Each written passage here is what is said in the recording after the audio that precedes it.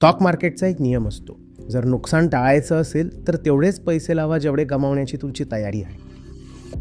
मग तुम्हाला घाईघाईत ते विकावे लागणार नाही. नुकसान कधीच पैसे लावल्यामुळे होत नाही, नुकसान हे विकल्यामुळे होतं.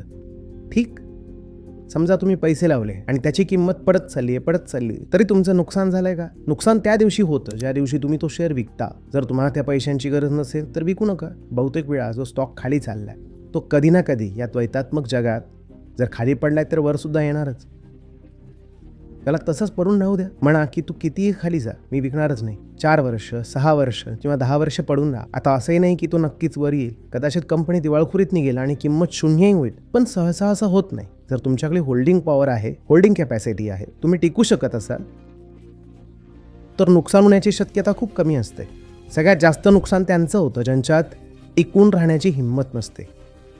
जे म्हणतात की 2 दिवसांसाठी कर्ज घेतलंय आणि 2 दिवसात लावायचं आहे आणि लगेच विकायचं आहे सुद्धा, त्यांचं खूप नुकसान होतं. आणि माणूस असं काम कधी करतो जेव्हा मनात खूप हाव असते. जेव्हा इतका लोभ निर्माण होईल तेव्हा भीतीची आठवण करून घेत जा की पैसे तर लावून देईन, पण लावल्यानंतर किमान 2 दिवस तरी जीव टांगणीला लागलेला असेल.